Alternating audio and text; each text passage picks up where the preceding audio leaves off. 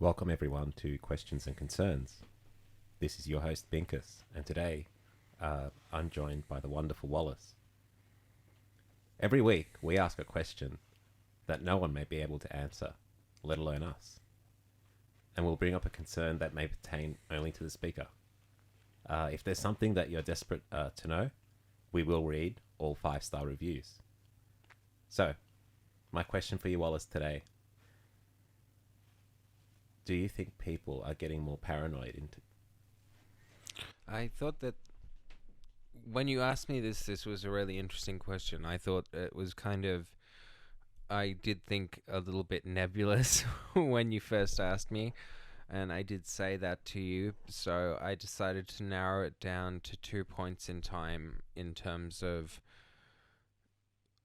when it was that you meant, are they becoming more paranoid, as in like relative to what point in history. So what I did was I said 9/11 and the election of Donald Trump caused a huge amount of, and I'm not going to necessarily go with paranoia, but it did cause a rift that mimics a lot of the kind of traits that we associate with paranoia. Yeah? Does that make sense so far? Yep. That that's quite insightful. I think it's the two most recent, I would say, well, very large seismic events affecting our culture. So, yeah, so that's what I did. So I said to myself, okay, so when are we talking about? And I could have gone back to the 80s, and perhaps even gone back to like the impeachment of Reagan, where I think like a huge loss of trust happened in the American government, or like even before that, the year of like 7 assassinations. But I decided, okay, let's look at these two particular times. And the reason that I did choose them is because they were so highly, with 9/11 televised, and then with the Trump campaign kind of memeified into existence. Like, meme magic really did happen for the Trump campaign, I think. And so that's why I picked those two areas in time. Does that make sense? Okay, and I think it might be helpful for me to just kind of give you a definition of what paranoia is, because like, to a certain extent, we all have these traits. It's just whether or not they are to the degree where they're pathological. You know what I mean? Like, someone might think, oh, did I turn the oven off before I left home? Someone with OCD will fly all the way home from, a location wedding to make sure that they've turned it off. So that's what the degree is. It's, we all have certain anxieties, so we all might worry that, like, when we leave a room, that people are talking about us, or that we've done badly in a job interview. It's when we're started to be provided with evidence to the contrary, that disproves our negative beliefs, that paranoia starts to become the symptom rather than anxiety. So most people have anxiety. So it's paranoia is extreme anxiety. It's like a form of psychosis. People are unwilling to believe the truth even when presented with evidence. So, for example, the Mandela effect. Have you heard of this? Do you know what this is? It's something that I'm sure I've read before and then I've forgotten, and I've it's one of those things where I just thought, oh, that's not that interesting, and then I forget it. But You had passing familiarity with it, and your brain was just like, I'm putting this in the recycle file immediately, which is not a bad choice, I have to be honest. So I'd appreciate a full explanation, is what I'm saying. I guess. Well, I guess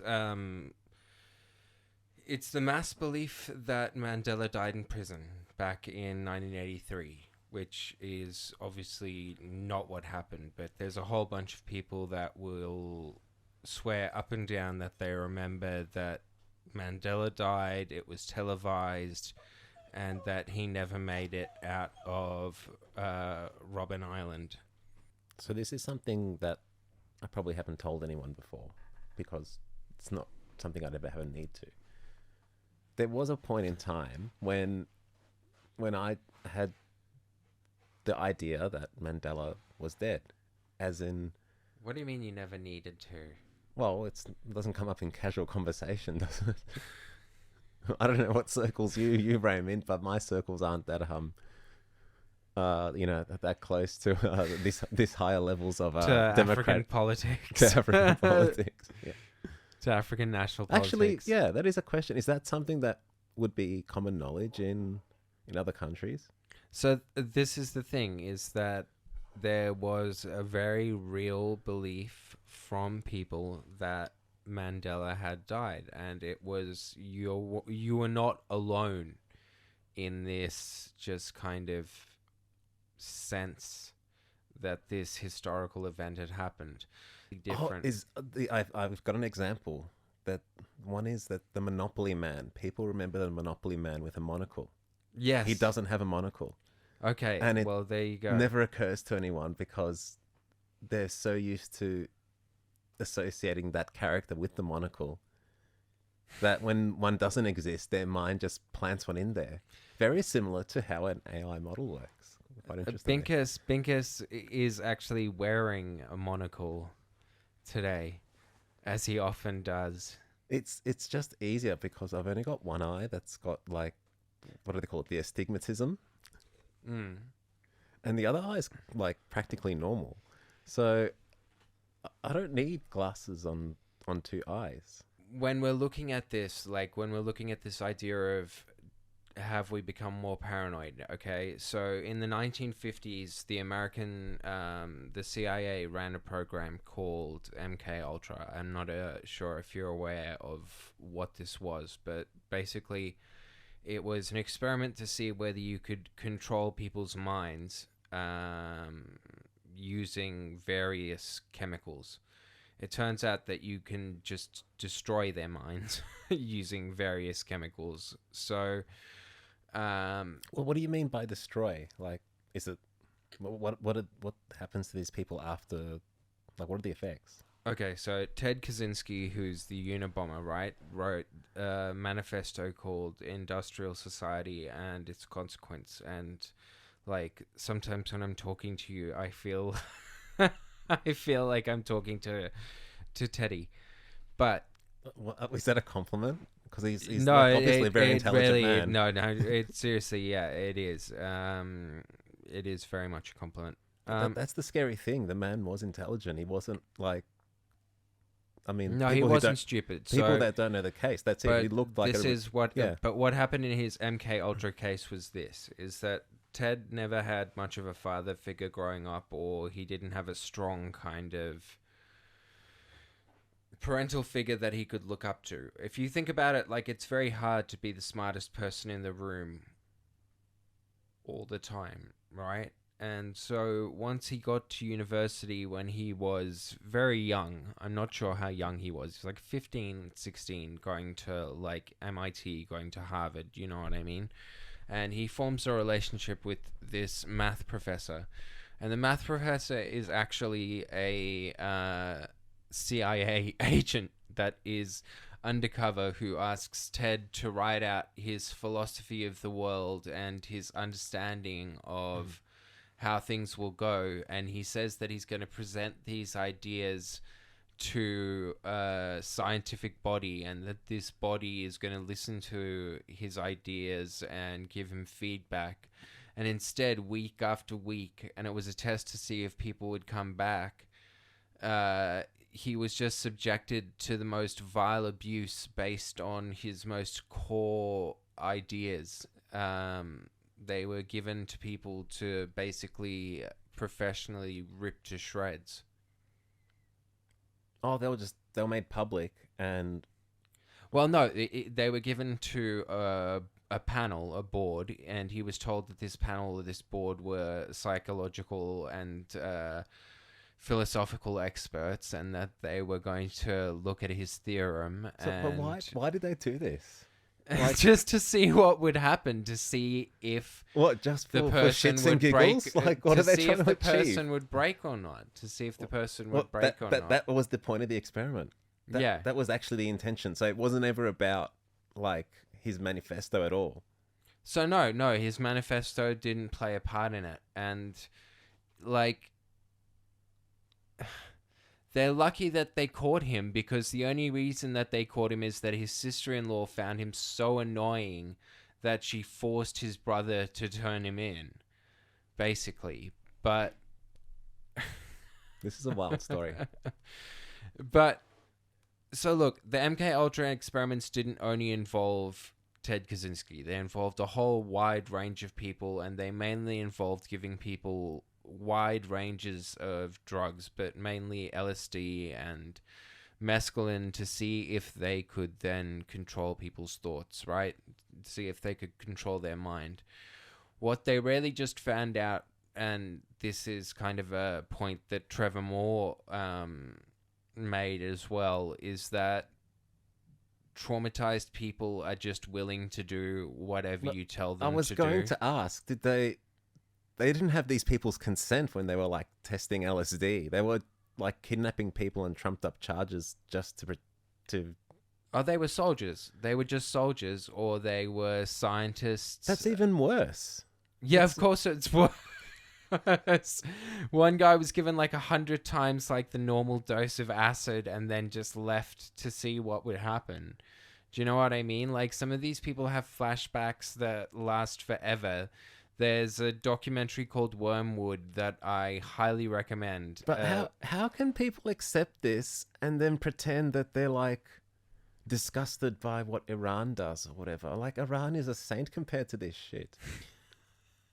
Yeah, because they don't know what Iran does. They don't know what these people do. By bringing it out into the light, you make it more palatable, because people are able to see it, and therefore they're able to justify it, because they're like, well, it keeps me free. It keeps the expense of my iPhone down. But it doesn't, though. It doesn't need to be that way. Of course it doesn't need to be that way. No one should justify anything like this to themselves. Okay, but look, MK Ultra proved that when people are exposed to repeated trauma, that they're more susceptible to hardline policies. Like, that makes sense, right? That they are more susceptible to basically totalitarianism and whatever it is that will make the problem stop. This is something that I've conceptualized, because I've heard this before. Not in this context, though. That, say, think of a tribe of apes or monkeys, and there's usually one is the prime ape that is top of the mountain, depicted normally, or anyway, it's the one that decides to mate with all the women in the troop. And this is the most important part of of course. So the troop is a troop of monkeys is almost all female. So there's one male, and that male may tolerate one other male if he believes it's his son, for example. If he's a cuck. However, all other males are chased away. So even though they are social animals, there's always a proportion of them that are forced to be outcasts. And you've always heard that humans are like a social species. Humans are a tribal species. That's our base instinct. So what does that mean when something is forced to be isolated? It develops a second set of evolutionary drives to survive based on being isolated and in danger. And so This when sounds like the beginning of like an Elliot Rogers video, but keep going. okay, let me finish the thought. So when in modern society, we're not in a troop anymore. We don't have we're isolated. Where the rate of loneliness is at all-time highs. So what does that do to you subconsciously, psychologically? That puts you in the mindset of the ape that is outside the tribe. And what do apes outside the tribe behave like? Well, they don't trust their neighbors because they can't. They're in small numbers. They Well, before probably you continue, let me just ask you one question. What do they do when they can stimulate the part of their brain that makes them feel like they're part of a society? well, they develop empathy. How long do you think a TV is on in the average American household per day? And this is in the 70s. I wouldn't know. 7 hours. In the 70s. The average hour that the average amount of time that a TV would be on would be 7 hours, and the average amount of time that a person would engage with the TV would be 3 hours. But this didn't happen to every family. It happened but to a very small, concentrated group of people in a handful of countries. Is that right? It happened to people in the suburbs, and it happened mainly to people who the money was being handed over to. So I'm sorry that I stepped on you. It's just that I understand where you're going with your point, and in that when you're feeling isolated by a society, you naturally start to develop these kind of parasocial behaviors. However, TV is such a stimulant. We have not come to kind of terms with the effect of the moving image in any way, shape, or form. And so what happens is people become lonelier and lonelier, and they watch more and more TV, right? Or they used to watch more and more TV. Now it's more and more social media. You remind me of something that happened on the weekend. We were having dinner in a social barbecue, and I saw this was in Queensland, and I saw this other gentleman sitting next to us also enjoying his dinner, and he was on TikTok, and this man would have been in his late 60s. But it wasn't that he was on TikTok that surprised me. What interested me is what was he actually watching? What had the algorithm decided that this man was interested in? And I saw that it brought up reels of, what was it? Like fights that are captured from security Just camera street footage. fights, Yes, exactly. like just violence that is random and without context. Contextless violence, or just like aggression that just sprays and sprays, right? Yeah, it wasn't the only thing, but that's what caught my eye. Is like, why is it feeding this kind of like fear? Like, why is the algorithm decided that that's what? Well, anyway, The content that this guy wants to watch. yeah. World Star. I mean, it's not a new impulse. And okay, so I'll go back to the original premise. So 2001 happens, the World Trade Center's a hit. We see this over and over and over again. Obviously, we don't see the footage of the Pentagon over and over again for, I mean, obvious reasons, and we don't see United 93 coming out of the air, which was the plane that was headed for the White House. So basically, we continue to see this footage over and over and over and over and over and over and over again. And it makes people feel destabilized because you see people jumping from the roof. You see people screaming. You see people in a state of good versus evil, right? Like that's the framing that it so easily slips into when people are just in their emotions, in their binary thinking mode. Like the amount of people who wanted to attack just any Arab that they could on that day in America, like hate crimes were through the roof. Now, maybe I'm lucky because I'm one of those people that perhaps it affects me too strongly. I actively avoid it. Like I recognize it very quickly and I avoid it. I haven't seen the video of that New Zealand murderer, and it was everywhere for anyone who wanted to. I actively avoided it because I didn't want that kind of thing in my memory. Why would you? Yet people are. What you're saying is the average person. Clearly, it's like average as so many people. Is like they're not able to pick that up, and they're falling into this trap where they're creating fear because they have fear.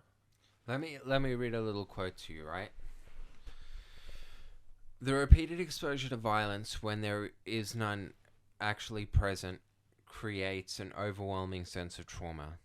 This unequal sense of danger, vulnerability, and general unease, combined with reduced sensitivity, invites not only aggression but also exploitation and repression.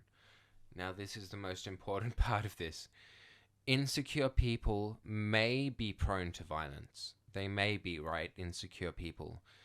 But they're even more likely to depend on authority and be susceptible to deceptively simple, strong, hardline postures. They may accept and even welcome repression if it promises to relieve their anxieties. That is the deeper problem of violence-laden television. And that's why when I say that paranoia has risen, we saw an example of violence perpetrated on the empire of the day. And then we were fed a story about it that we were all knew wasn't true. And when it came out that there were no WMDs, there were no consequences.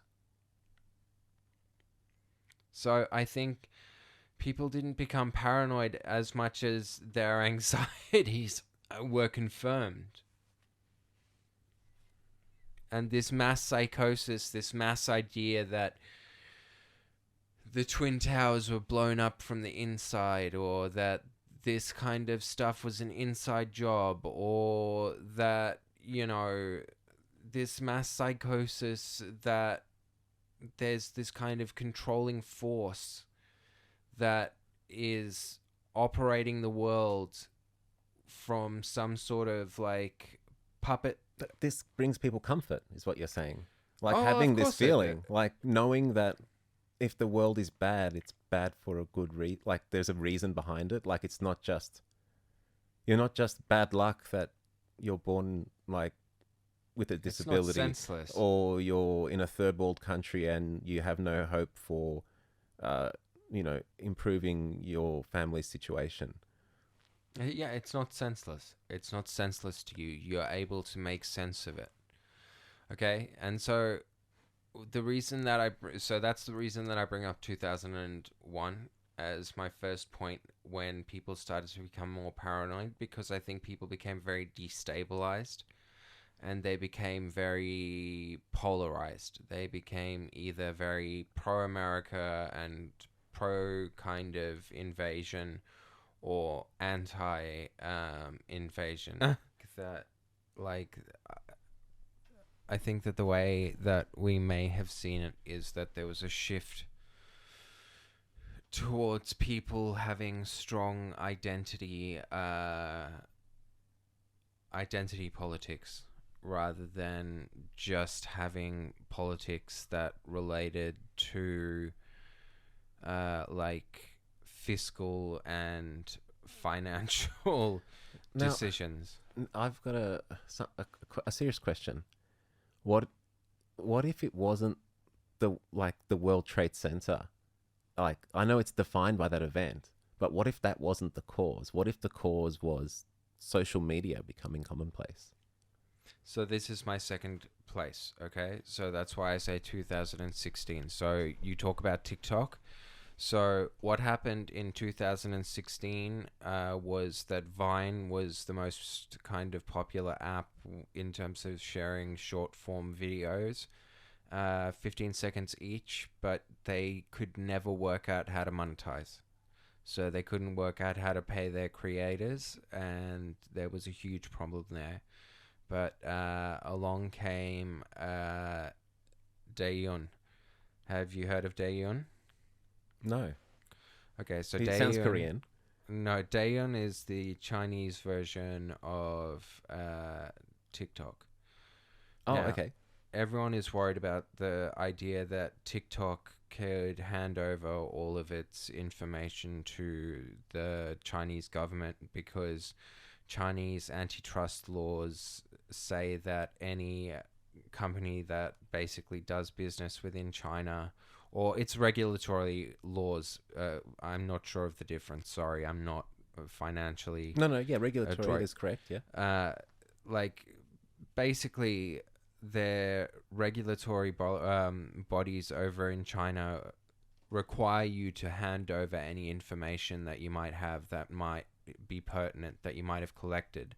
So what this guy did, who started, and I want to make sure that I get his name right. So Douyin is the app. It wasn't the first app that he came up with, but I just want to make sure that I get his name right. So what's the relationship between Douyin and TikTok again? So I'll come to it. Sorry. Okay. So Zhang Ying. So Zhang Yiming came up with Douyin, which, when it is in other properties or other countries, is called TikTok. Now, okay, the reason that he did that is that he bought a company called Musical.ly that does a similar thing to Vine at the time, short form content, but it's based in America, right? So he doesn't have to hand over any of his company's data to the Chinese government because it's not a company that's based in China. So the parent company ByteDance is doing like quite a bit of actual dancing, I suppose. And so just to clarify, are you saying that if you use TikTok outside of China, you're not subject to that law or that regulation? Yes, they. So China was putting has been, and Zhang Min. Oh, sorry.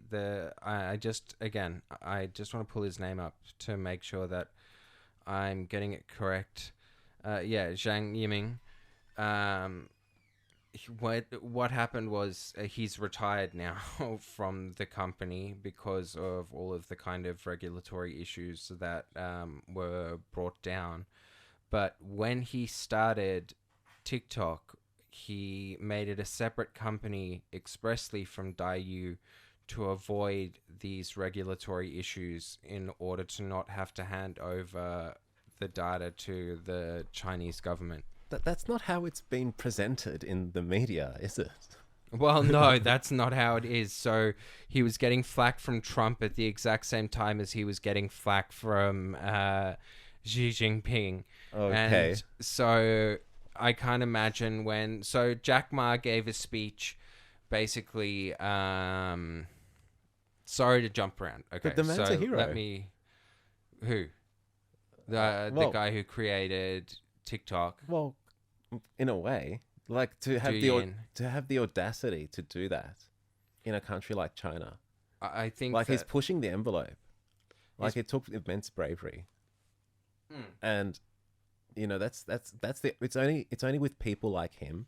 He's pushing the envelope hard, but there's also regulatory issues that I don't think would agree with. No, it has allowed him to actually perpetrate within the Chinese market that he threatened to get sued for if it was introduced on TikTok instead of Douyin.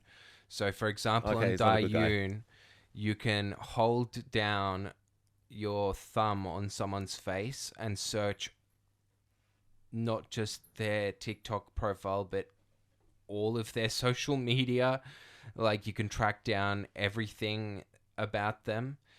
If you see something in the app that, like, say someone's doing a walkthrough of their apartment, you can click on the like lamp or whatever is in there and pick the product up immediately as an in-app purchase. You don't have to do an exit out of the purchase. And Douyin also automatically whitens your skin because, of course, it does. So this is like quite futuristic stuff. Yeah, Douyin, when it tried to introduce that face search algorithm into TikTok, it got threatened with a 92 billion euro lawsuit. In Europe. Yeah. So basically, what TikTok has done is what I described last week as being impossible. It's broken into the algorithmic market. It's taken over Facebook, Instagram, Twitter, all of these other companies as the social media giant of the day. So the way that it did this was it pumped money into pre-existing stars immediately to start creating TikToks for them.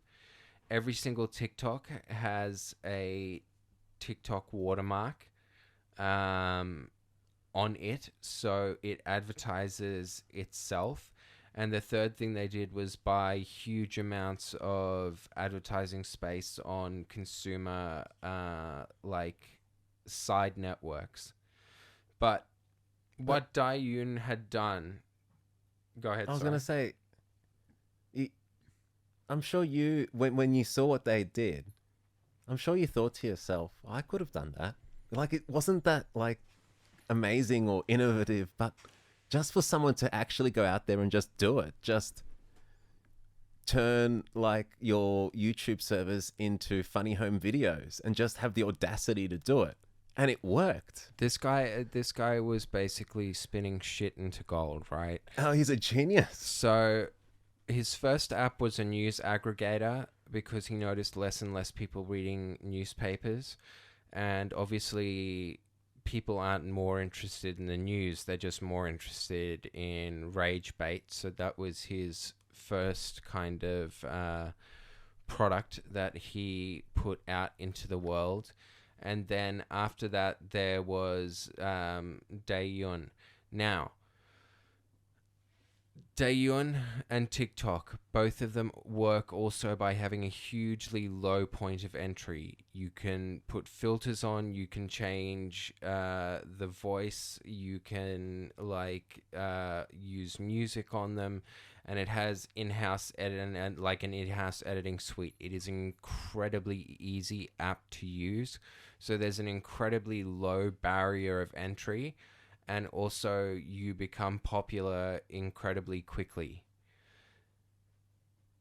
This is by design. So, Douyin has been selling packages to influencers to basically pump them to the front page of Douyin to come up with challenges, you know, like the ice bucket challenge from years ago, like the ASL kind of. So that was like a paid stunt. That itself wasn't, but like you think about how many dancing stunts and things like that you've seen on TikTok or just in passing, those were created by TikTok. They're not organic. They're creator led. So someone's orchestrating this, like someone's designing this company very methodically to be a social media company that's insidious, that it's the next level. It's not passive like Facebook, where it's just happy for you to interact when you want to. It wants to be everywhere. It wants to be everywhere. That's the thing. So it wants you to be able to buy products by clicking in-house. It wants you, Lil Nas X. That song, Old Town Road, would have been nothing without TikTok. And I'm not saying that that was an industry plant thing, but there are many artists who will pay to have dances made up for them or routines made up for them, or will pay for the data from TikTok to say, okay, what are the metrics, which single is like the one that I should release, right? And now when you think about that, it becomes more insidious. Like, and this is hard to for a lot of people to get, but both sides can be wrong. So the Chinese government is wrong and the companies are wrong. So Jack Ma, who is basically a trader and owns Alibaba, but also owns a credit mortgaging company where he has access to people's debt records through his other businesses, which gives him a huge advantage when it comes to kind of leveraging the market. Also, a few others, like there's a food delivery app where the guy tweeted an old poem that, insulted the Qing dynasty, and it was seen as an insult to Xi Jinping, and the company's stock fell. There's a whole bunch, basically, of issues going on in China at the moment. So, sorry, let me go back and simplify. A guy called Jack Ma gave a speech. The speech was criticizing regulators in the Chinese market, and they came down on him hard. His company Alibaba and Ant, which was going to be a financial company. This was Jack Ma, the CEO of Alibaba. So Yeah. he was like the richest man in China, almost something close to it. And so you're saying he thought that he was rich enough that he could criticize the government, like that it wasn't an authoritarian, hellish state. This is what someone said about it. In China, there's a phrase, killing the chicken to scare the monkeys.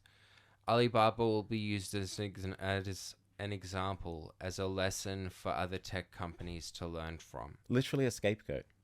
So basically what they're doing is they're bringing down regulations and saying that, these companies, they're bringing in antitrust laws. They're saying, hey, you punish people if they market on other services. So if like someone is selling on Alibaba and then they get caught selling their product on Temu, then Alibaba punishes them. Things like that, you know what I mean? Monopolistic practices, basically. So Jack Ma gives a speech that kicks off a whole shit fit because it's seen as criticizing Xi Jinping, and so the regulators are brought in, and the head of TikTok stands down. So ByteDance, which is a huge company which wants to take over, gets taken over by this guy's best friend, basically. And I'll just leave you with his quote as he was leaving. Similarly, I am not very social, preferring solitary activities like being online, reading, listening to music, and contemplating what may be possible, he added. Now, while we're contemplating what might be possible, just popping back into your question about whether I think it's television or social media that's causing a lot of these kind of conditions or these problems. When George Gerbner studied mean world syndrome, the syndrome that I was describing to you before, where you're likely to become more kind of passive, you're likely to give into authoritarian government, and you're likely to feel kind of constant, that the world is mean. That's basically what it is that you've cultivated this idea that the world is mean based off what you watch. Mean world syndrome. Yeah, mean world syndrome. Now, the problem is this, is that we as a species are a storytelling species, right? You as an Italian and a Semite have many stories. Like Pinocchio being one of them. And like without joking, there's a lot of foundational kind of stuff in Pinocchio, like don't tell lies, don't, disobey your parents, don't become a donkey boy. It's a foundational fable, not that dissimilar from the the Greek fables and the German fables that have become, like Hansel and Gretel, Aesop's fables. So it's a fable. Yeah. It's a story that we learn something from, but it wasn't told for corporate reasons. It was told for morality. It was told like by a school or by a church or by a central authority, right? That fable was passed down, and if you were Italian, you're likely to have heard it or some version of it, right? At the beginning of the 20th century, when we combined the steam engine with the printing press, we made literacy basically a necessity. Before that, no one was really literate. Like, we didn't have to teach literacy in schools because what job required it? It was just the monks in the mountains, basically, you're saying. Like well, before what the job printing press. required it? Yeah. You know what I mean? So it's kind of like how having a car is now a requirement when it was once a luxury. Yeah. Or having a smartphone. So a similar kind of thing.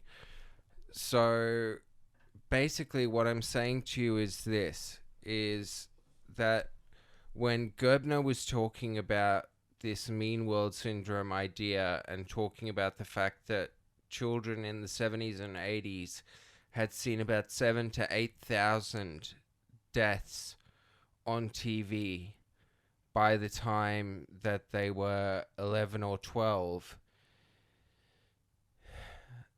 That's the point that tends to get mentioned a lot, right? Can you explain the context of that? Like, how have they seen 7,000 or 8,000 deaths? Well, okay, so here's how it goes, right?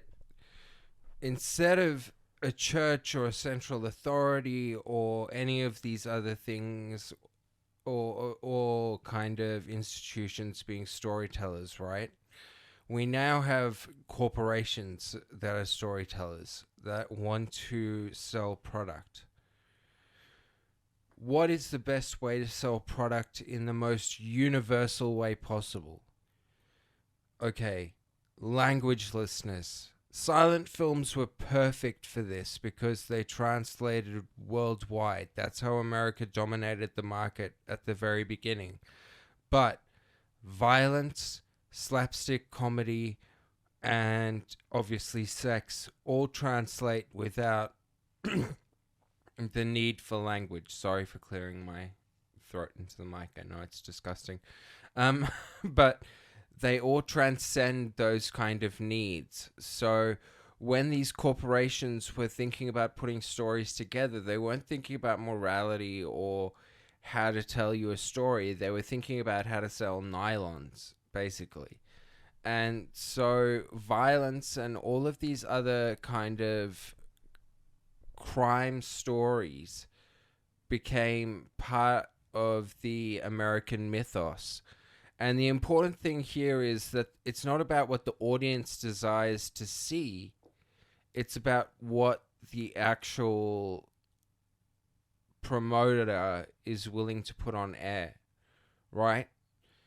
But that's when only 6 companies own everything. And would you say that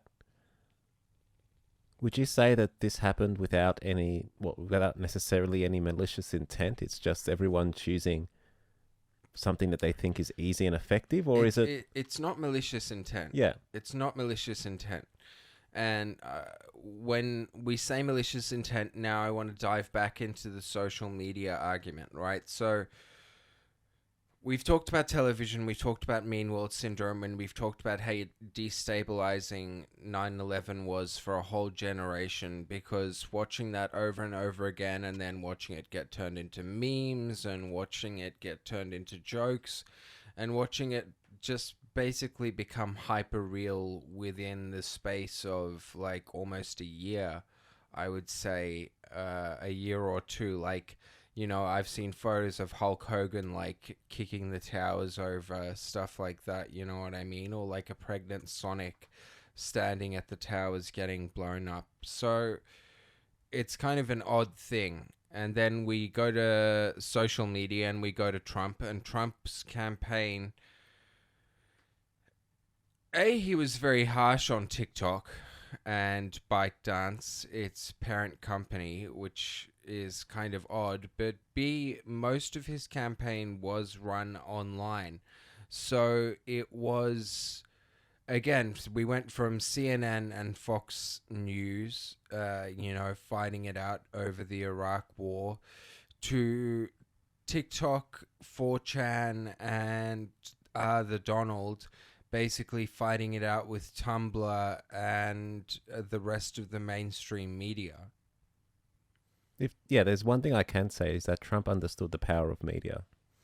So what happens is you start having these divergent narratives, and TikTok just happened to come along in 2017. And now you mentioned this guy that you saw earlier who was just getting recommended violent content over and over again.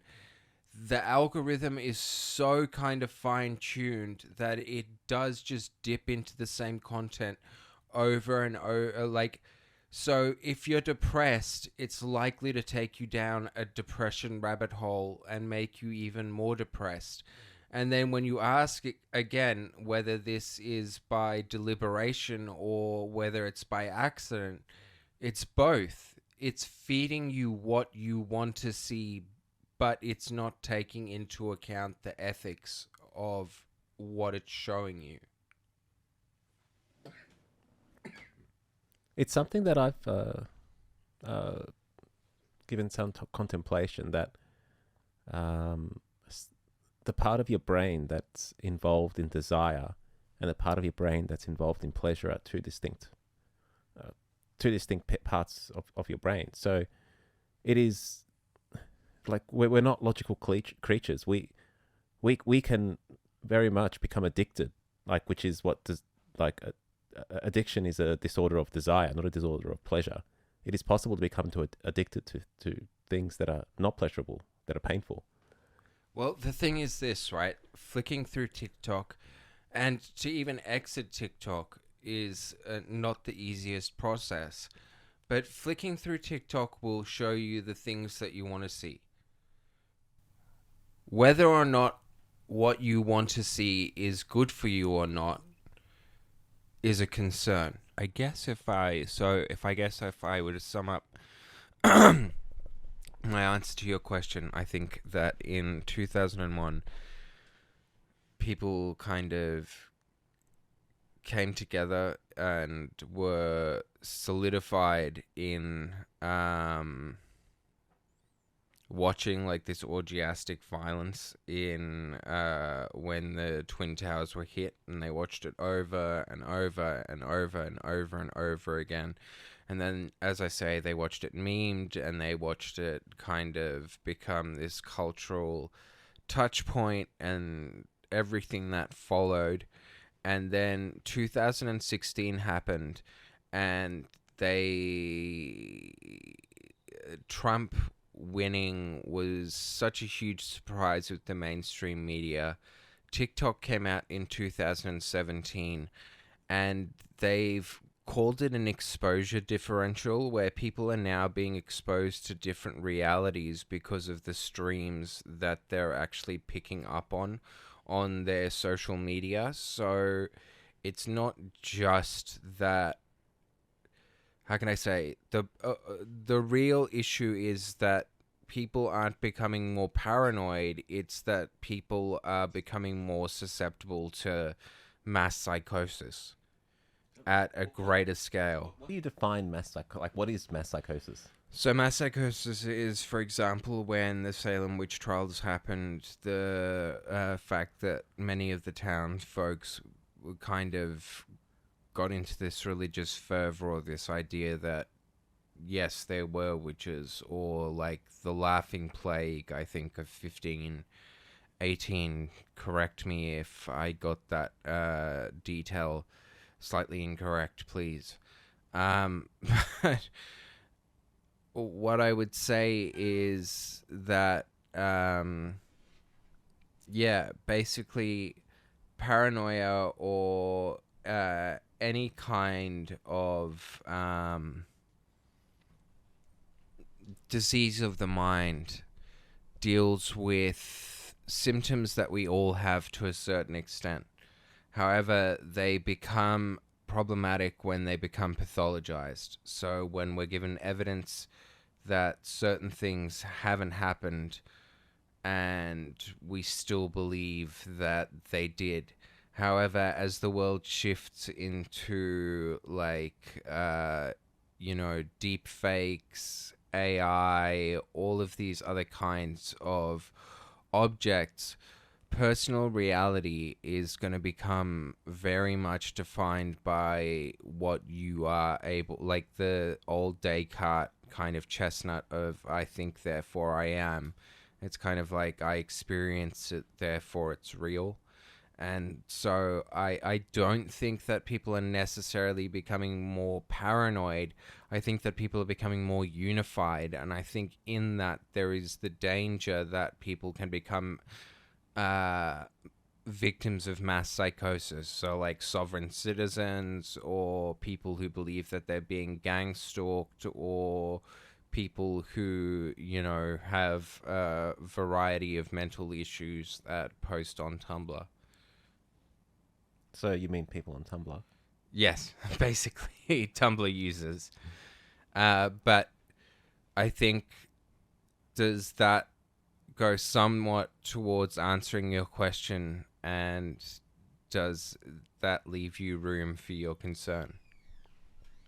Now, I do have one clarifying question about the meaning of psychosis. So there's an example of an event.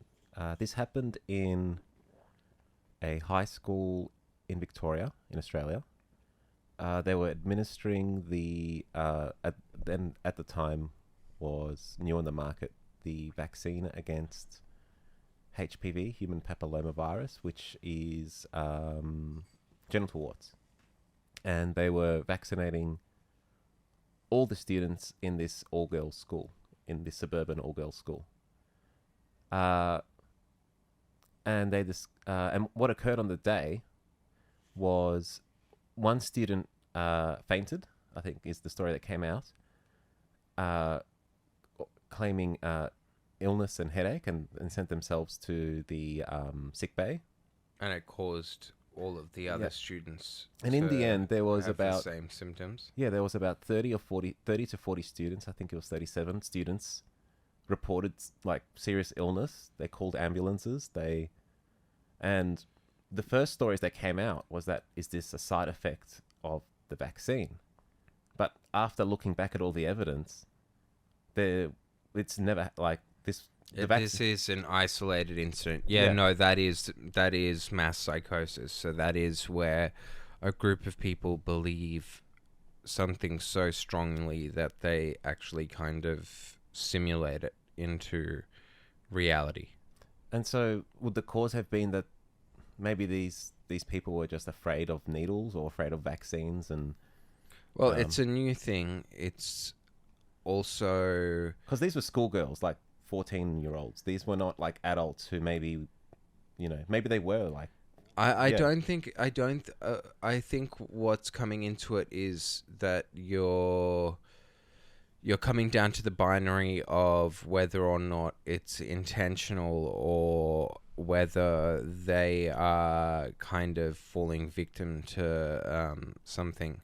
I see. Is that not relevant? And unfortunately, you'll find that, some of them are faking it and going along with the fainting fits, like, goody good ram is a witch, and some of them will legitimately be suffering from a mental delusion.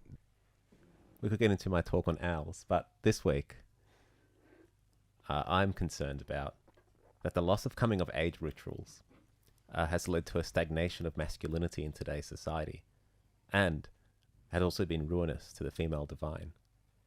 Like in societies past, the miracle of birth and fertility were celebrated in many cases as gods, but in the modern world, it's treated the same way, like taking a shit. It's just a mere biological function.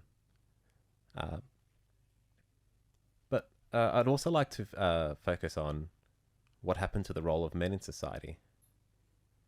So traditionally, boys, when reaching a certain age, would go through a trial, a coming of age ceremony, and they're typically their purpose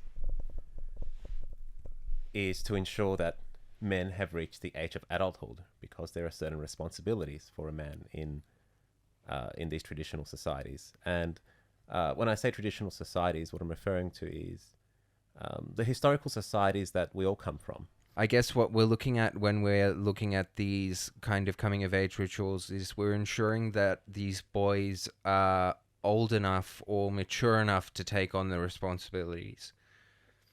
Because if the trial isn't passed in many cases, then they do not get to become a full member of the tribe until they pass the trial.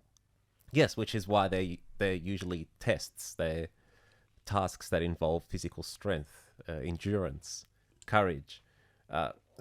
It's actually Robin Hood style shit. The 10, was it the 10 tasks of Hercules? How many tasks did he have?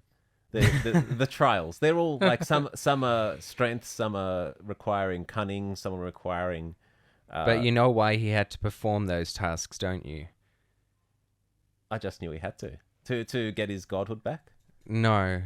No. So he was born half a god, and Zeus, the king of the gods, was infamous for his adulterous nature.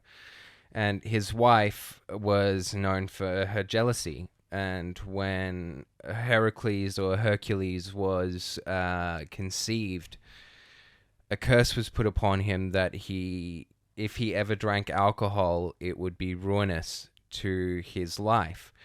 And at his wedding party, he gets drunk and kills everyone there, every member of his family, even the babies. And he then undertakes his tasks in order to make amends or repent. Well, that's not the way the story is normally told, and that's the authentic story. That's the authentic story. It's so lovely. I mean, yeah, what's a bit of a familicide?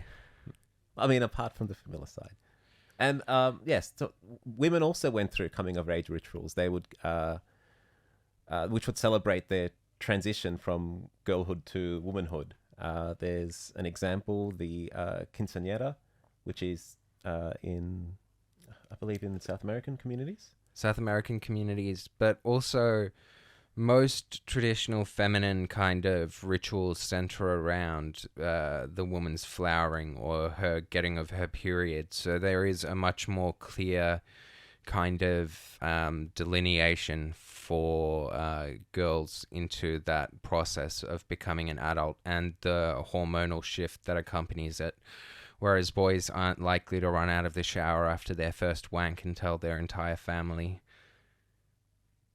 Yes, exactly. Boys, the trial for boys is not about reaching sexual maturity. It's about reaching acceptance in the society as an adult. And those things happen at two different times, so both men and women.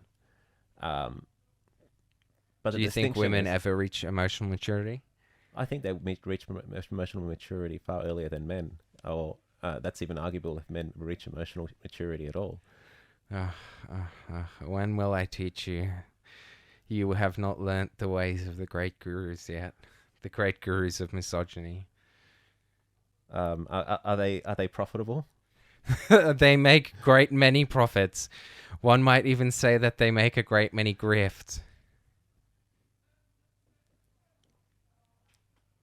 So when I said before that I was referring to a society that we all come from, what I meant was that Wakanda. not Wakanda. What I meant was that I don't know what you feel, but my feeling is that just like languages are dying, cultures are dying. And when I say languages are dying, it might not be as obvious in the English-speaking world, but in outside of the English-speaking world, most nations had a variety of dialects. And actually, it even includes the UK. And these dialects are dying as more and more people are speaking either like the most common dialect in a nation, or in many cases English as well. I was overseas recently, and I recall several exchanges. One between a Japanese man and a Chinese man speaking to each other in English while in Japan. Like neither of them had bothered to learn each other's language, even though they were direct neighbors, but they had both learned English. Another similar, this was in Italy, and a customer from Spain speaking to the Italian waiter in English, both of them conversing in English, neither one having bothered to learn the language of their nearest country. And why would they do that? Because they've discounted, in both cases, any semblance of having a local culture anymore, and everyone's culture, regardless of what language they're speaking, is becoming a panacea, basically. A panacea, yes.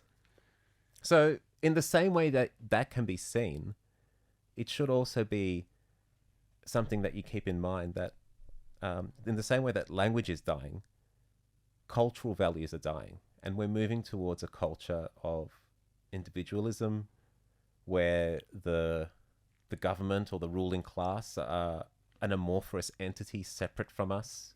How often do you hear you can't trust the government? The government is supposed to be the people that you put there. Well, I think that also this idea that do what thou wilt be the entirety of the law is kind of more and more prevalent in people's minds.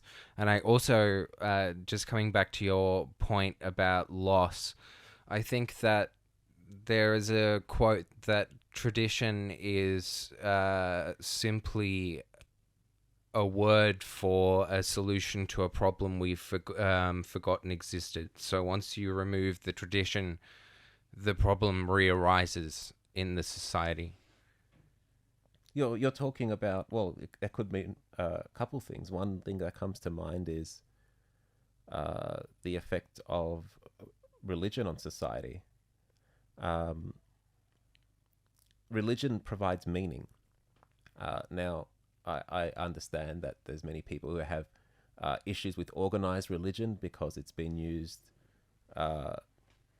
inappropriately. It's been used to take advantage of people. To persecute the F-slurs. It's a symptom that would occur with any organization that became powerful. It's not the fact that it was religious. It's a self-policing organization, and therefore it became very sexually deviant at the same time as promulgating values that were very problematic. Yes, but nevertheless, instead of removing the problems out of religion, we've just removed religion altogether.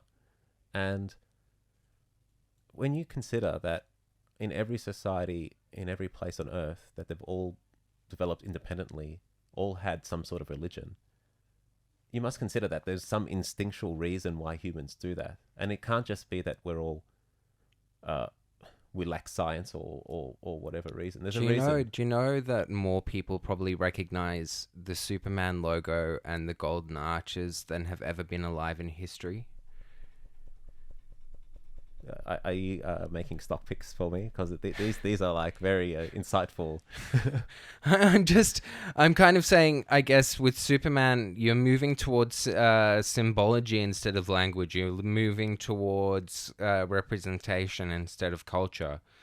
you're moving towards the idea that everything can be reduced to kind of a singularity and that everyone can therefore be equitable. And I think when you say everyone, you mean literally everyone. I think you can start to see now that the level of individualism has reached the point where we're starting to blur and wipe out the difference between men and women. So that we're all just individuals. We're all units of a cog in a machine that can be trained to be productive and pay taxes and die at the right time.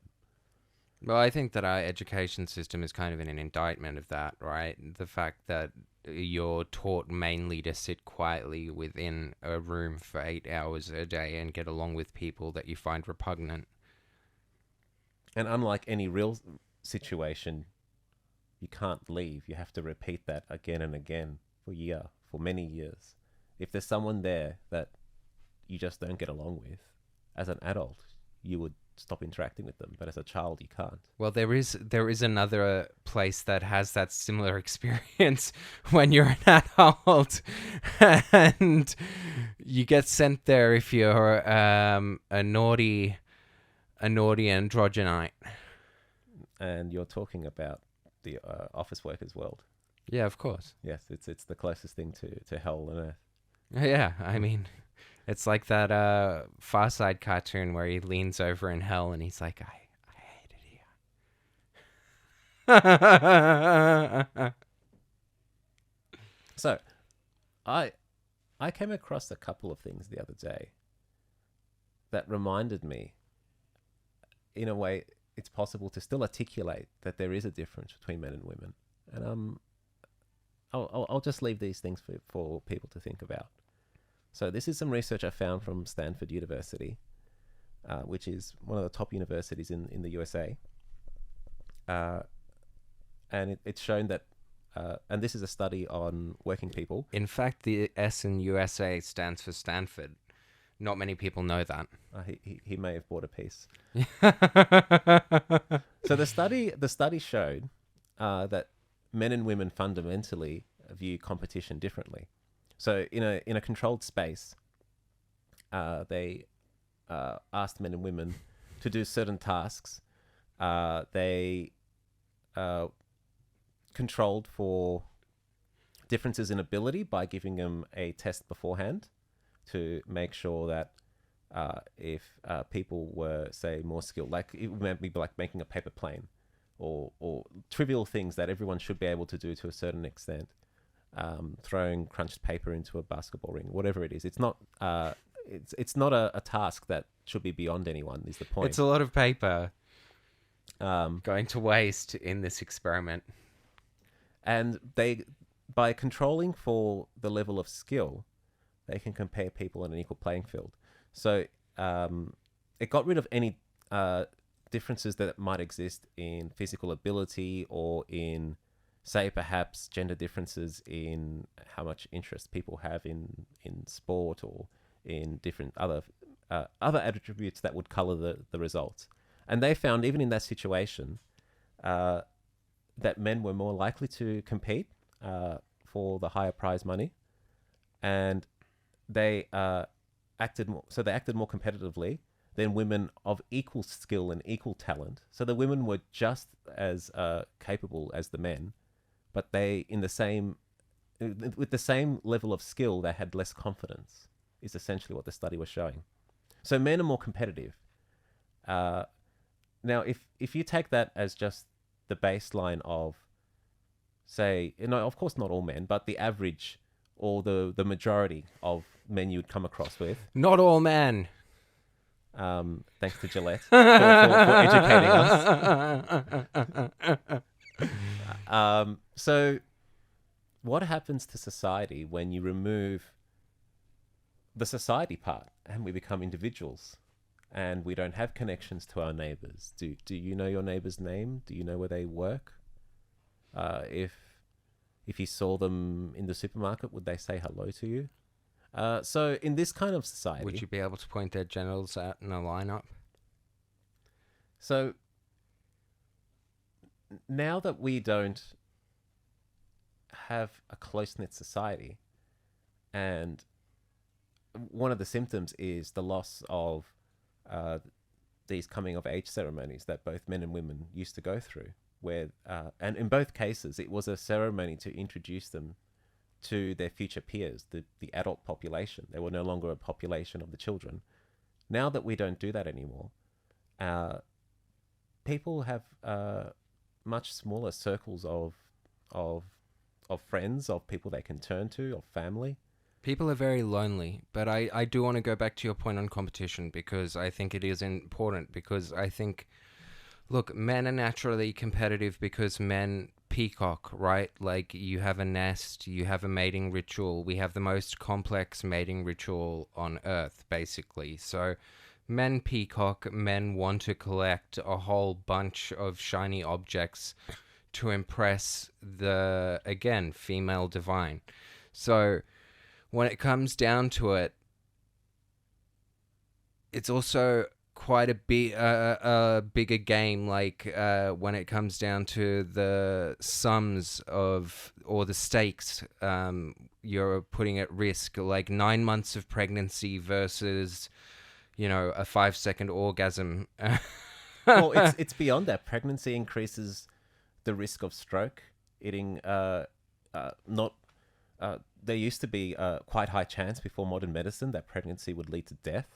Pregnancy is a very high risk. Yeah, so it's a very high risk proposition, and like we did used to respect women for it quite a bit, because they do go through quite a hard time when they're getting pregnant. So I think that in terms of competitiveness, they are reserved as well. They pick their spots because they need to ensure that the person that they're, or kind of the environment that they're operating within, is stable rather than a trampoline. They're far more likely to use, I think, the ladder to success than try to just jump from one position to another. And you're right, and because the trampoline way to success, the high risk, high reward careers, the high risk, high reward investments, on average, are actually less profitable. You're now starting to see more and more women being successful in arenas that were traditionally dominated by men. Yeah, it's due to perseverance. Your EQ is far more important than your IQ. And that isn't to make any comment about Binkus and his feminine IQ. Now, something that has picked up the slack of Of your IQ. the breakdown in society is The breakdown in society. I love the starkness of the terms. no, you accept it for what it is. Yeah, no, I do. So, my point is, we're in an individual society, but recent movements for women's empowerment, for gender equality, have encouraged philanthropic people, and in a lot of cases, senior women, to donate their time, donate their resources, to help coach and train fellow women into into fields where they're traditionally male dominated, and which helps them get careers that were otherwise out of their ability or out of their financial means. Meaning, like, either they were living in a rural area and they wouldn't have had the ability to go to university. They give them a scholarship that allows them to live on campus. Those kind of things. But this seems quite good for women. It is definitely quite good for women. And it's precisely because women are less competitive, I believe, is that the supposition makes sense. That they're less likely to see younger women, the next generation of the workforce, they're as more as their peers than as future competition. Now, are you jealous of younger women? Now, it might sound ridiculous for me to suggest that all men are selfish. That's not what I'm saying. But I will just share a a couple of quotes I heard from men talking about why it's so hard to get an apprenticeship. This has happened to a friend of mine. And he was talking to someone at a barbecue, and they talked quite, they were outside a workplace, so they had no reason to hide their feelings or anything. And they talked about how they're quite reserved about hiring an apprentice in their trade, because they don't want competition in their suburb or in their field. They're quite happy to be paid what they probably feel is more than what they're worth, I would guess, if they've got that attitude. You know, the studio that made Chicken Run and makes Wallace and Gromit is running out of clay. Like, we rely on a surprisingly small number of competent people who do a massive amount of like heavy lifting in an incredibly complex infrastructure. So I would be slightly concerned by what you're saying. Maybe misunderstand. What can you reiterate? What? Well, what I'm saying to you is that it requires an incredibly small number of people who are highly skilled to keep society running as it is, right? And if we're not willing to impart those skills as men to anyone, men or women, then society isn't very... There's a Greek saying that society grows great when men plant trees that they will never enjoy the shade of. Yes, You've got to be future no, I driven. agree. These particular men were particularly selfish, and obviously not all men are doing that. Otherwise, we would be the society would have literally fallen apart by now. But the point is that it's not so uncommon that it can't be found. Whereas I don't think it would be that easy to find in the other way around. I'd say... I see that you have a fortune cookie. I was going to say, yes. I have a fortune cookie fortune sticker in my hand. And this came from recent celebrations of Chinese New Year. Fortune cookie is very tasty. And the fortune reads... And actually, before I say this, fortune cookies are meant to be like, what would you expect to be in a fortune cookie? Something like, you'll be... I don't know, some kind of like aphorism or truism. It's like, it's not a Chinese tradition. And like, I think, anyway, I would expect it to be something like,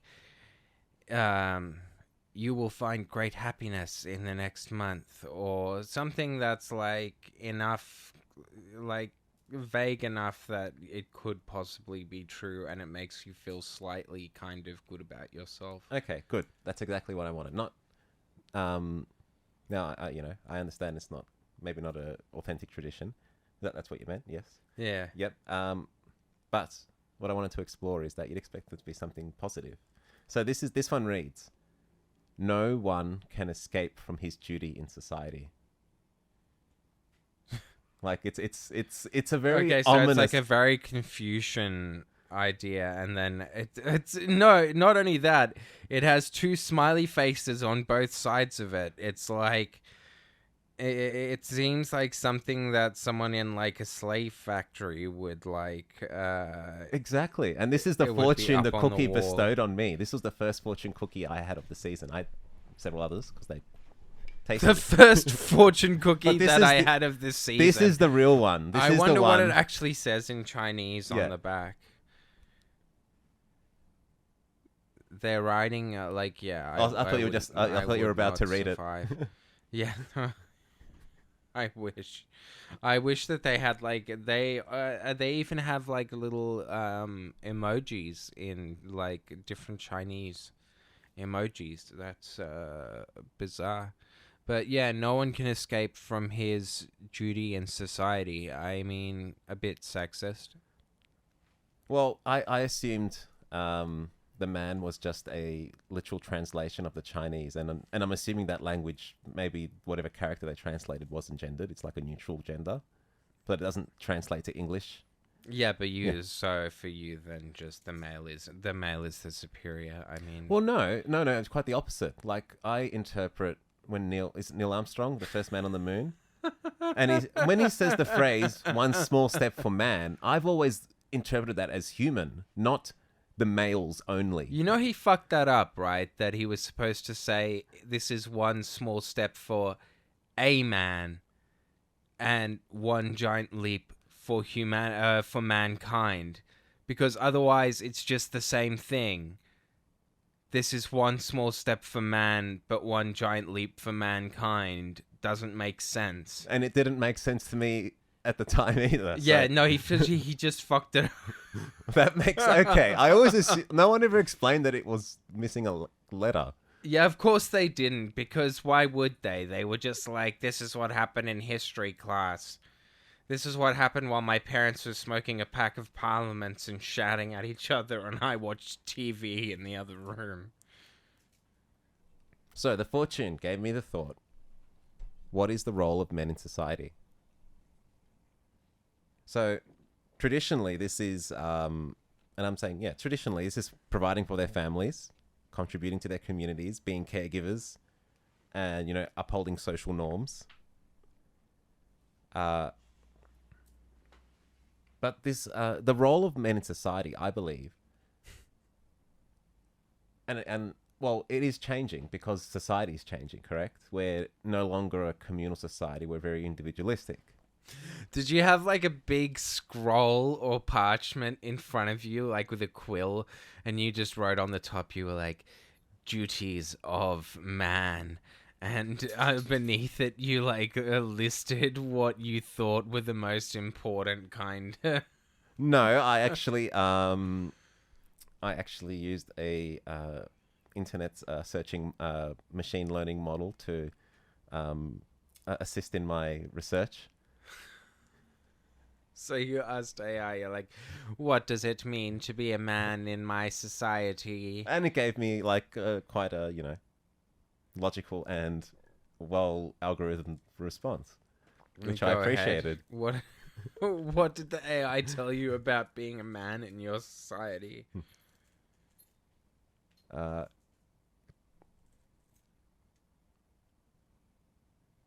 so the role of men in society intersects with coming of age rituals, marking the transition from boyhood to manhood and the assumption of adult responsibilities. I don't know why it uses the word boyhood. It's not a word that I've ever heard anyone use in the real world. Like, it seems like... There was a film called Boyhood that was one of the biggest pieces of shit that I've ever seen. And if you like that movie, and I know it was very popular, then you're a fucking idiot. Anyway, sorry. That was a totally divergent point, and Tinkus has no opinion on Boyhood. I have never seen it, but and now I want me, to. It is so fucking stupid. And the main catch is, oh, they shot it over 12 years. How exciting.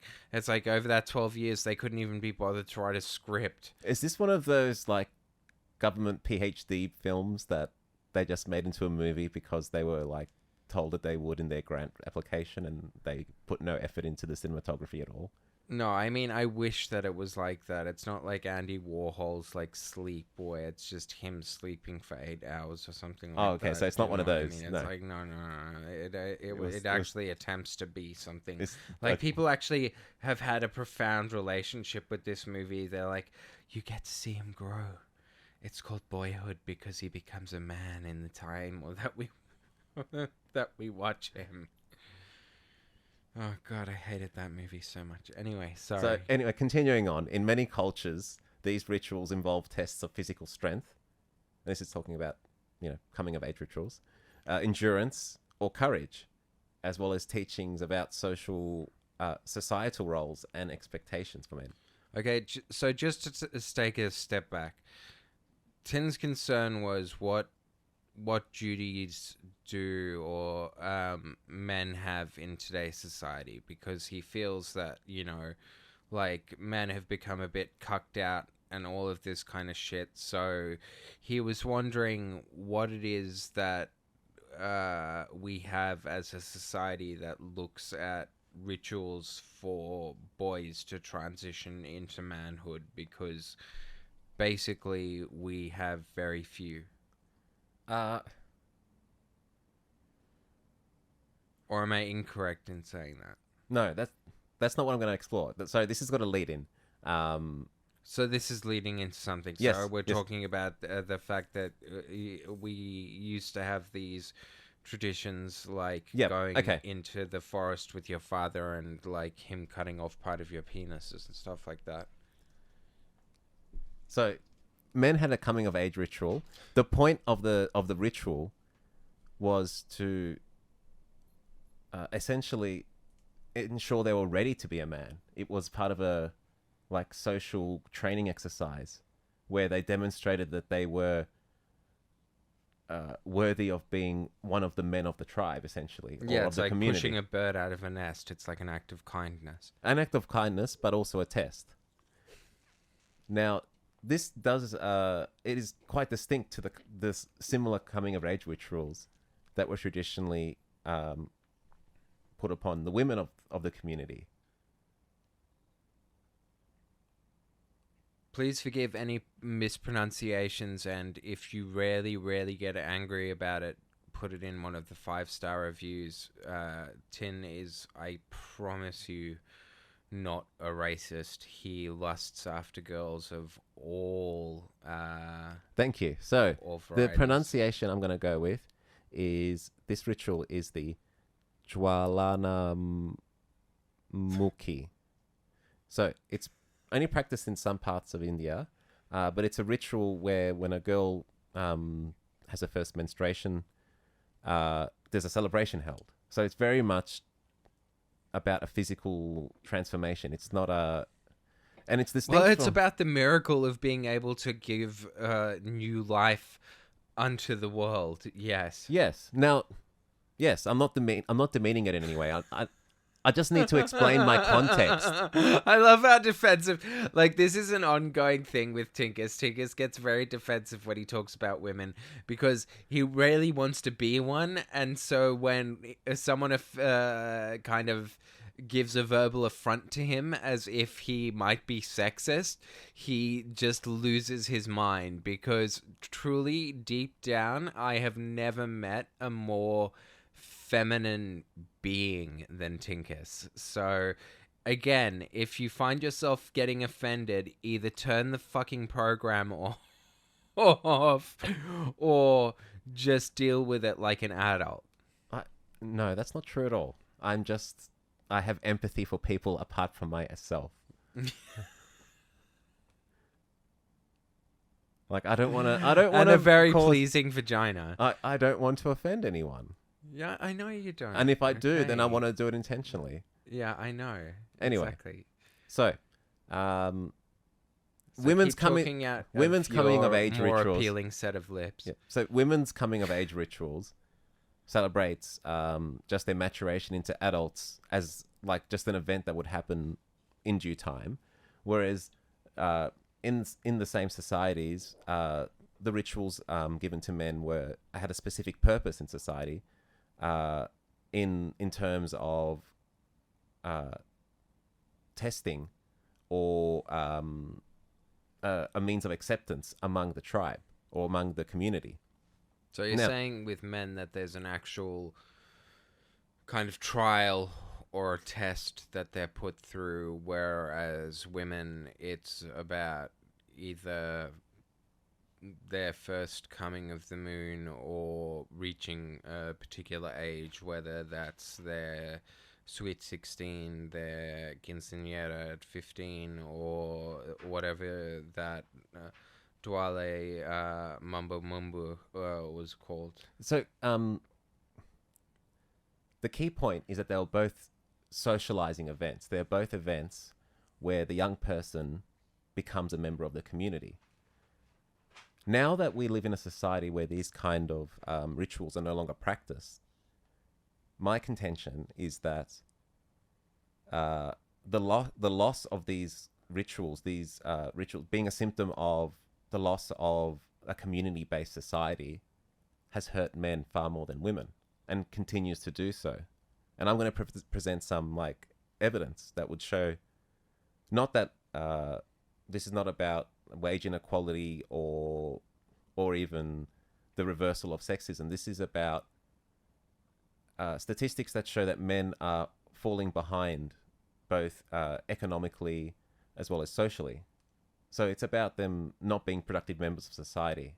Nothing to do with them the destruction of institutions and rituals has actually destroyed what we call masculinity. There's no longer a communal sense of this is what manhood kind of looks like, or I guess in more simplistic terms, fatherless behavior. And it's a sign that the culture around the world is dying.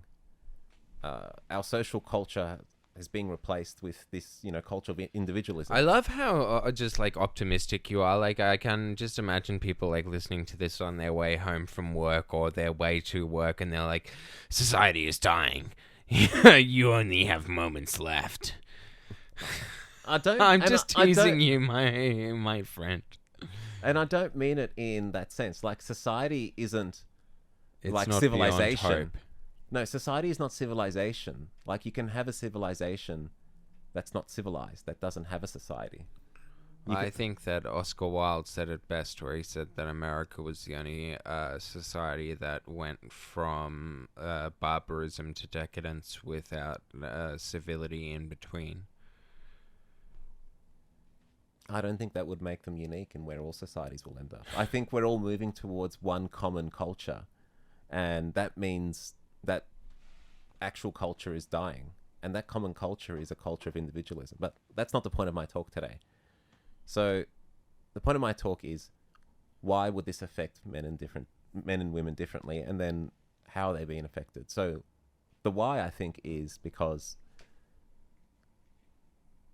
men see other men as competition more often than not, whereas amongst women, there's less of a trend to be competitive. Now, I thought this was just my bias, so I went and did some research. This is from Stanford University, well respected in the USA. It's not a clown show. So from Stanford University, there's a study that they've published that indicates that men and women view competition differently. The studies show that on average, men tend to be more competitive than women. They are more likely to describe themselves as competitive and willingly participate in competitive situations. And that the average man is more eager to compete, and their performance tends to improve with increased competition. So it's Can I go just ahead. ask and it may be kind of a tangential question, but if you were to go to something advertised as a clown show, what would you expect? There are some universities that No, not a university. I'm saying to you, if you went to an event and they'd advertised beforehand that this was a clown show. Well, I'd expect a professional clown show. I'd expect to be entertained. I'd expect to be entertained. Go ahead. So even amongst clown shows, there are clown shows. Even amongst clown shows, there are the clowns, the top clowns. No, sorry, I interrupted you while you were on a serious point. So men are more competitive, and they report themselves as such, and they are. It doesn't matter whether it's kind of whether it's genetic or social, it doesn't matter. The point is that this is what is occurring. This is reality.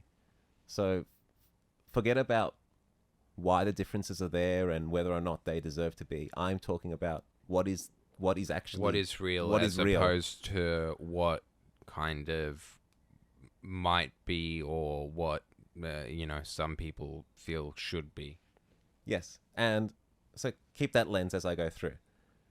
Another fact I found: fewer women enter and win competitions. So that's in both fronts. There's fewer winners, implying that there's fewer entering, and that's something that's you can prove very easily via statistics. It's not like an opinion. But of course, they're averages. What kind of competitions? I- Just out of interest, like, does it say? I don't have that information, but I could look up the original study and find out. I would So this- really like to know that. Like, is it competitions like in because that actually surprises me. I would like to see the variance in statistics. They may be referring to sporting competitions there. That might Okay. be the context we're missing, because that I could see. But I do see your point where if we're just talking about like gambling, that kind of competitions of chance. No, when I was talking about differences with women there and entering competitions, I was more thinking of like Women's Day or Women's Weekly, that kind of thing. Yes, that's true. There's always a big competition right on the front cover. So clearly they're helping Well, sell or magazines. like bingos or lotteries at raffles, or church clubs, stuff like that. It's kind of like how all of your, I mean, you call it literature. I would say that it's, well, I mean, certain races certainly wouldn't appreciate it, but it sells very well at the book fairs that we go to, but it hasn't appeared on any kind of like official listings or anything like that. There are no book fairs that we go to that wouldn't appear in any official listings. Yeah, this is true. This is true. Okay, so It's reality. It doesn't Yep. matter whether or not this is a social cause or it's genetic. This is just what's happening in our society, and we have to deal with the reality, not with what we would like things to be. yes, so the research from Stanford University shows that men and women view competition amongst each other differently. Keep that in mind. Then keep in mind that our society has removed these coming of age rituals, the rituals that children would use to become part of the society. And what's left? You have men and women both living in the same society, but men amongst men are more likely to be treated through the lens of competition, whereas women amongst women are less likely. And this is just averages. I'm not saying that it's not possible for a woman to be a bully or anything like that, but the averages of this psychology would show that more would affect one group than the other. And so I also read another study recently that people with ADHD are more likely to overestimate risks. And they liken this to in tribal society. So in like ancient human tribes, the ADHD individuals would be the first to like push the tribe to move on to new pastures when like resources were running low. Yeah. Whereas the opposite, I'm not sure what the opposite of ADHD is, but the opposite kind of characteristic would be The status quo, basically. yeah, they would stay remaining until complacent. yeah, they would eat all the fish until there was no fish left, and then they would starve themselves out. The Blockbuster versus Netflix model. So I wonder if Easter Island didn't have any ADHD individuals, and that's why they cut down all their trees. Yeah, probably.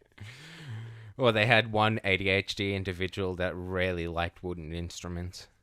Perhaps he was the chieftain, Yeah, exactly. and perhaps he Chieftain whistle. he looked like a handsome man with a strong chin that faced the sea. Yeah. And he liked to bury himself in the sand. Now, other research I've come across, which is maybe not as interesting, is that the amount of men and women. This is Well, that's a good way to preface it. this is in the USA. That have got a bachelor's degree. Has changed significantly in the last, I'd say, what generation you'd call it. So, and you can see this because we'll just look at a point in time. So these are statistics, I believe, from 2021, of all adults over 25. So 25 meaning you give them time to finish a standard 3-year degree. If they start at 18, they'd be 21. 25, you're being safe. You're saying anyone who started university should have finished by then. So we're not duking the statistics. These are people who have had the time to finish a degree. And We're not duking stats. Yeah, Yep. these people, even if they are mentally deficient, should have somehow scraped through. So the average degree length is about 6 years. So this gives that amount of time. Of all adults, 39. So of all adults, 39% are men, and 37% are women. So this is across all adults that are alive today. However, if we just cut that 39 and 38. 39 and 37, so almost the same. A difference of 2% wouldn't be worth worrying about in any other. Just hang on one sec, sorry. So I came across statistics for the amount of women, men and women, who've got a bachelor's degree in the USA. So of all adults over 25. No, your statistics confused me. You said that there were 37% women and 39% men in the world, and that doesn't add up to 100%. So what are the other genders? No, I'll explain again. So of all adult men over 25, 39% have a bachelor's degree. And of all adult women over 25, 37% have a bachelor's degree. I thought you were talking about population makeup. No. But if you limit what you're looking at to only young people between 25 and 34, instead of 39% of the male population having a degree, only 36% have. So the next generation, less men are getting degrees. But at the same time, instead of 37% of women getting a bachelor's degree, 46 are getting a bachelor's degree. So women have increased their almost 1/3 more women are getting a bachelor's degree, while at the same time, less men are getting bachelor's degrees. And now there's always been men that have jobs that don't need a bachelor's degree, and those are still getting filled. That's why. Can I ask you a question? Just that, sorry, it may be a sidetrack question.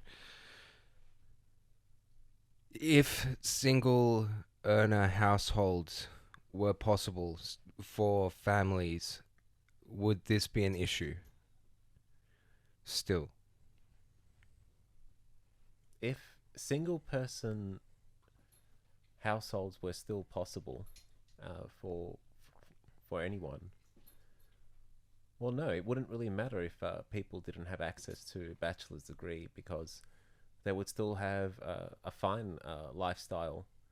Not what I'm saying with the bachelor's degree. What I'm saying to you is that if it was women who were the main providers, the sole providers, instead of men, would that be an issue? I think that the issue has come about by a confluence of two things. We've doubled supply, but we haven't doubled demand. Yes, so now that both men and women are in the workforce and both men and women have degrees, the value of a degree has been diluted. As more and more people are available who have degrees, they're no longer considered really valuable. Employers now, by and large, don't care what degree you have as long as you have one, which highlights what? That anything that you learned is not really that important. Like, how else can you interpret that? Well, I mean, it's very disheartening, right? To come out of university and realize that it had nothing to do with anything. Especially if you're a doctor. Which highlights that people should, by and large, it encourages people to study subjects that they're interested in rather than subjects they think that might get them a job, because it's encouraged to not take it seriously. It does, however, lock people out of a small number of professions that still do need a proper degree, do still need a university level education to attain. The split hasn't really been seen degree by degree, but the point is that there is a lot of men now who aren't getting degrees that you'd expect would, basing on how many women are getting degrees. So if I'm saying women are the benchmark in this situation of the amount of the population you'd expect, because previously they were lagging behind, previously they're only 37. So if they've increased 10%, why haven't the men also increased 10%? We're definitely seeing a disenfranchisement amongst men, and I do think that even if we had single earner households, I do think it would be a problem if men were not forced to mature or to kind of age out of this Peter Pan age, as Dr. Peterson or Mr. Peterson soon would say, wash your penis. And the same things that I saw in the statistics that I saw in the BCE, I also saw in US states as well. Females are more likely to graduate high school. They perform better in standardized reading tests. They perform about equivalently in maths. So young women are more likely to enroll in university, as I've already pointed out with the degree statistics. And of course, more young women now have a bachelor's degree. So your concern isn't that it's more women achieving. Your concern really is that this proves that men are being left behind. Yes. You're using it as a benchmark. I just don't want people out there to get confused. So what Binkus is saying is that basically, as a benchmark, we are looking at variance in education levels, and it's quite clear that there's something going on with boys' education and with men's education. And it's not a problem that women are excelling. That's why I asked that question before about single earner households, because I knew that his answer would be, or her answer would be that. Now, there's an interesting presentation I saw on TED, which is a channel that hosts conferences based on social and political science, as well as normal science. And it's the talk by a man called Philip Zimbardo, The Demise of Guys. And he points out some... You know who Philip Zimbardo is, don't you? You know the Stanford prison experiment? It was Zimbardo's experiment. I didn't know that. No, that I hadn't made that connection. Okay, yeah, so he's known for falsifying evidence, though. That is interesting, because when I was looking into his talk, I found several of the claims he brought up in his talk that I couldn't back up with evidence. And I didn't bring them to the show because... Well, you hold yourself to a higher standard than he does, which is amazing, but true. Okay. Yes, he brought up stats about... let me bring it up, because now you've caught my interest. I might still have it saved. No worries. Just make sure it's the same Zimbardo, and just make sure that this falsifying evidence claim is also... Maybe I should do more research then, kosher. just something on the fly. No.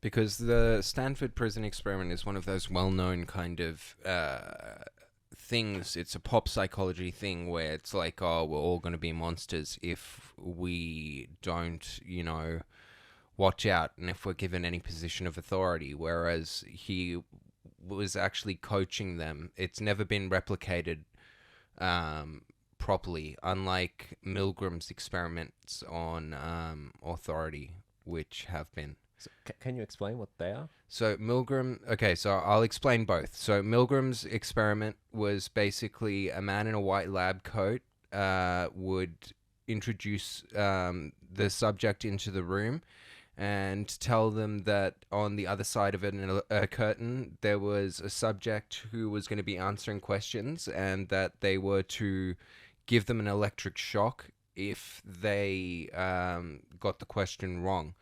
And a stunning amount of people gave electric shocks that would have killed a person if they'd actually been strapped up to electrodes, and it was due to a person in a coat telling them what to do. So people respond very well to authority.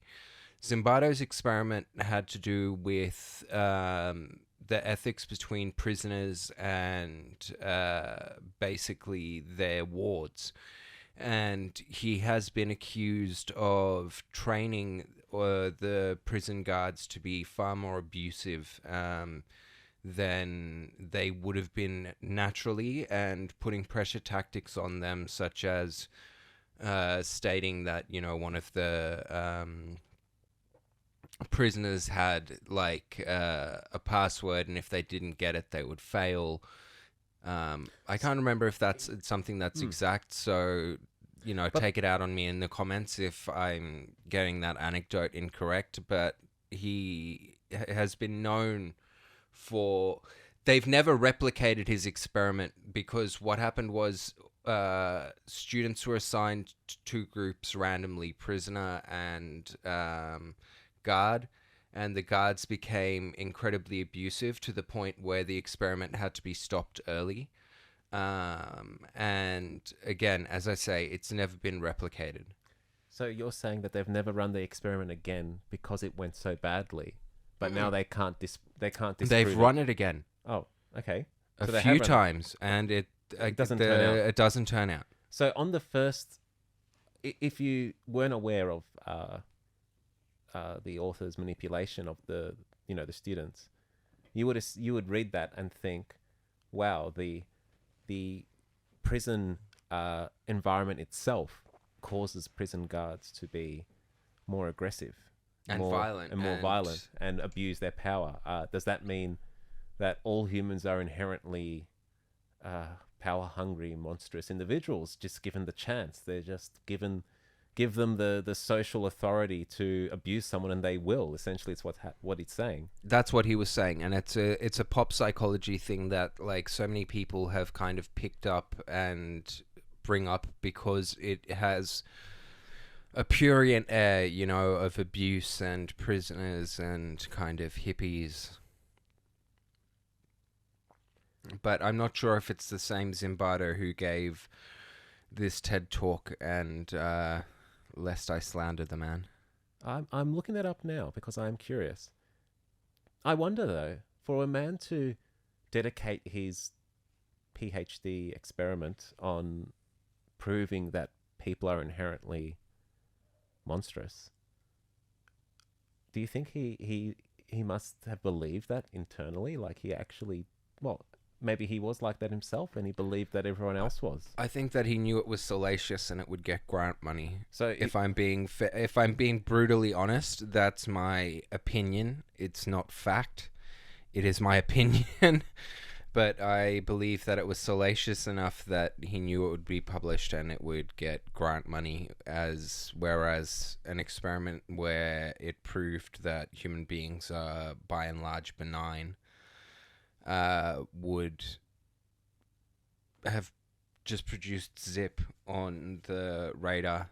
so he's picked up a topic, a very serious topic that I've just been discussing about young men in society having higher rates of suicide, having higher rates of not being able to complete high school, lacking support. Homeless men often don't have anywhere to turn because while there are homeless shelters, and there are homeless shelters that cater specifically to women for safety reasons, because there's always a shortage of homeless shelters, it's more men on the street. They're more likely to have schizophrenia. Just make Men- sure it's the same Zimbardo, and make sure that Yes, it is because the same Zimbardo. It's the same Zimbardo. This huckster has come out to TED, and I actually listened to his talk first of all, and I had no idea who he was, and he's written a talk called "The Demise of Guys," and some of the things he's talked about. He started off with the statistics the same way I did. He talked about how men are more likely to be institutionalized, they're more likely to commit suicide. That's the same way I did. And then he added his own take to it, like the most clickbait take possible. That the the challenges. zeitgeisty grant bearing take that I. So his take is that these are the impacts of excessive media consumption, too much video games, online porn. That's his entire argument. He is saying that men are falling behind because they spend all their time watching anime and jerking off in their parents' basement.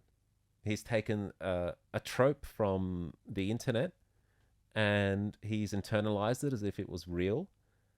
The same way that he did in the prison experiment, where he internalized that all people are the man must be a psychopath. Like the scientific Yeah, I mean, he definition. must get off on. There must be like a duper's delight in the way that it's presented.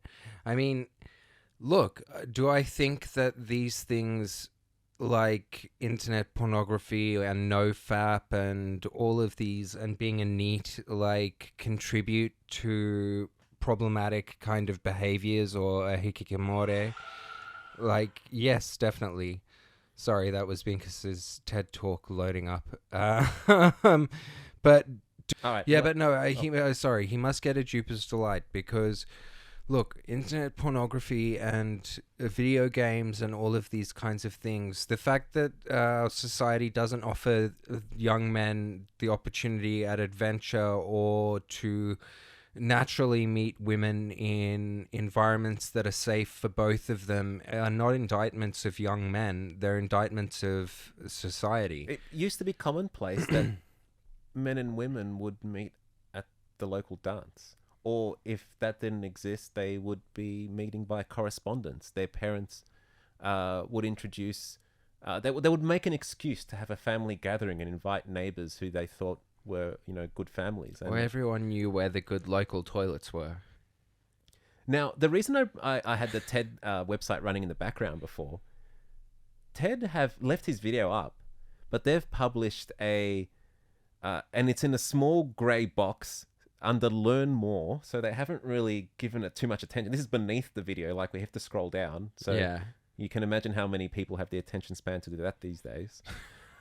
So it says, and it's labeled corrections and updates. It's the most vague, doesn't say warning, it doesn't Just say notes. bullshittery. Corrections and updates. Like, why would anyone read that? It sounds like here is the Like accounting. questions and concerns. What a fucking stupid name, right? Yeah, exactly.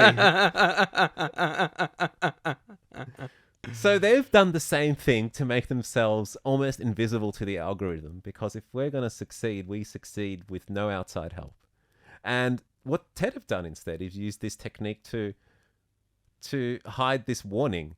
Some scientists have challenged Zimbardo's generalization about the challenges boys and men are facing, as well as his hypothesis, arguing that there is little evidence that male brains have been rewired negatively as a result of overuse of video games or online pornography. And there's a link there to some scientist. Zimbardo disagrees. Oh, okay. Well, that's nice. Meanwhile, other studies have found that some support for the hypothesis for this kind of content... Oh, let me repeat that. Support for the hypothesis that this type of content hurts men in particular. So... Something that's been aggravating you and making you feel totally off kilter and off base was sold to you by someone who has duper's delight. Which I guess does point to the bigger problem that you were talking about, which is a lack of trustworthy masculine figures who actually stand up and will be righteous. You know, as you pointed out earlier, King David said, when it comes time to be a man, we put away childish things. But we don't listen to King David anymore. These days we listen to Andrew Tate, I think the young people call him. Yeah, he's a great role model. If you want to have a whole bunch of modern day slaves living basically out of a hovel, then yeah, he's a fantastic guy to follow along with. Not a fool at all. I do wonder if he's another Zimbardo who's weaponizing a character that he knows will get clicks, but perhaps he's smart enough to know better. Or maybe I'm just giving him No. credit. He really is capitalizing on a persona. I mean, he helped Michaela Tate set up her carnivore club diet. If we're talking about all of these kind of interconnections between people that I would call grifters. And that is the most frustrating thing that I find, is that people will challenge you so much when you point out that their grifter heroes are just grifters, or the ideas that they've that they believe about free markets and the poor and etc. have been placed in their head. They defend it so much rather than questioning, like, rather than wanting to know why someone would want to manipulate you. Like, after running through the logic that you believe in something that's not in your interests. Or why tradition exists, I guess. I think that that's the real frustration here, is that there's been a breakdown in tradition, and both of us agree on that. And my tradition is storytelling, and that's led to paranoia and kind of selective spaces, you know.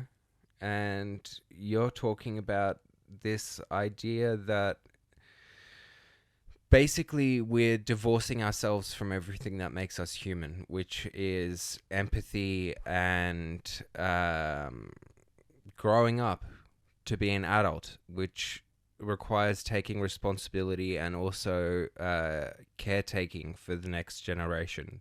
So I do think that that loss of kind of male ritual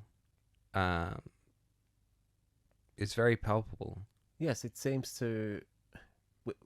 Perhaps men were more sensitive to it because they don't have as much support, or um, whatever we're seeing. I think it's going to spread.